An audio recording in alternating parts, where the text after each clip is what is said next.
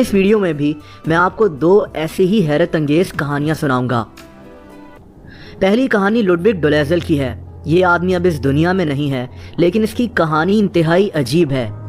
Ludwig का ताल्लुक European मुल्क चेक रिपब्लिक से था। ये आदमी चेक रिपब्लिक के खूबसूरत शहर नोवे बेड्जॉव में रहता था।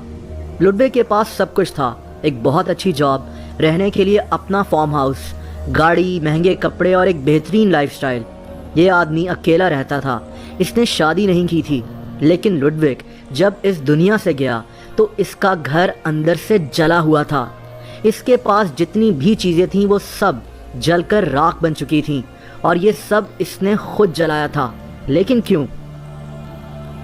दोस्तों, कई साल पहले लुडविग ने अपनी नौकरी छोड़ दी और इसने एक इंतहाई अजीब फैसला किया। लुडविग एक साइकोलॉजिकल प्रॉब्लम से गुजर रहा था जिसमें इंसान को आग और राख से जुनून की हद तक लगाव होता है।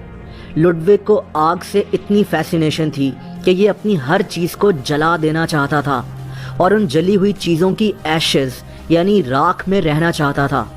लुडविग ने अपने करोड़ों रुपए, अपनी सारी सेविंग्स बैंक से निकलवा ली। इसने अपने महंगे कपड़े, जूते, हर चीज़ इकट्ठी की और इन सब चीज़ों को आग लगा दी। ये इसके लिए इसकी ज़िंदगी की सबसे बड़ी खुशी थी। लुडविग अपनी जली हुई चीज़ों की राख में अपना सारा दिन गुजारता था। इसने नहाना भी छोड़ दिया कि कहीं इसके जिस्म से आग और राख की स्मेल ना चली जाए। ये आदमी आहिस्ता आहिस्ता अपने घर के फर्नीचर को भी आग लगाता रहा। कई बार इसके घर में आग फैल जाती थी और फायर फाइटर्स को इस आग को बुझाना पड़ता था। लेकिन लुडविग नहीं रुका। इस आदमी का घर कूड़े और राख से भर चुका था और लुडविग इसी के अंदर सोता और खाता पीता था।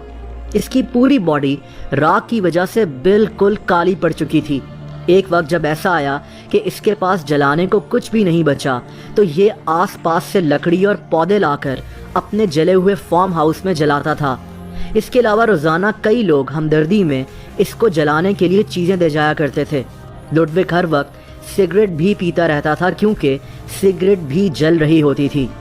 चेक रिपब्लिक की हुकूमत लुडविग को हर महीने खाने के लिए कुछ पैसे देती थी, लेकिन ये पैसे लुडविग को नहीं मिलते थे, वरना ये इन पैसों को भी जला देता।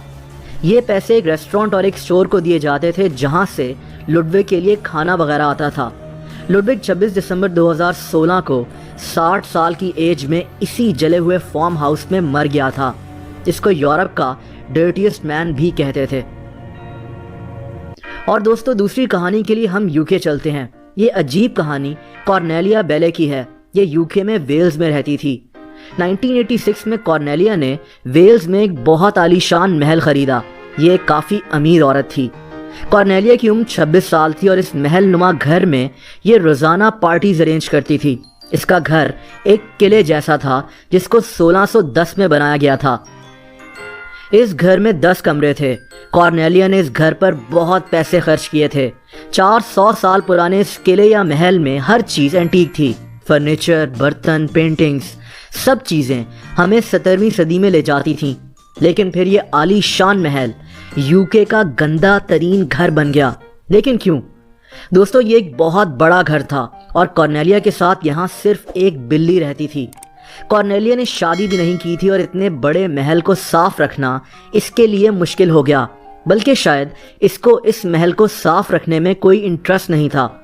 इस औरत ने 30 साल तक अपने घर को थोड़ा सा भी साफ नहीं किया। कॉर्नेलिया के मुताबिक जिस बेड पर ये सोती थी उस बेड का मैट्रेस और बेडशीट 100 साल से साफ नहीं हुए थे, क्योंकि इसको लगता था कि इस तरह इसका बिस्तर भी एंटीक फॉर्म में रहेगा। यही नहीं बल्कि इसके घर के कमरे, लिविंग रूम्स, किचन सब इतना ज़्यादा गंदा रहता था कि यहाँ खड़ा रहना मुश्किल होता था। हर जगह जाले लगे हुए होते थे। इसके कारपेट से भी शदीद स्मेल आती थी। कॉर्नेलिया खुद भी साफ रहने की शौकीन नहीं थी।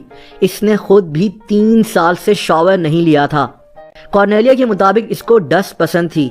कॉर्नेलिया समझती है कि क्योंकि ये घर 400 साल पुराना है तो इसको यहाँ डस्ट अच्छी लगती है। लेकिन कॉर्नेलिया और इसके घर की कहानी जब मशहूर हुई तो एक टीवी शो में इसके घर को साफ किया गया। उससे पहले कॉर्नेलिया के घर को यूके का गंदा तरीन घर भी कहा जाता था।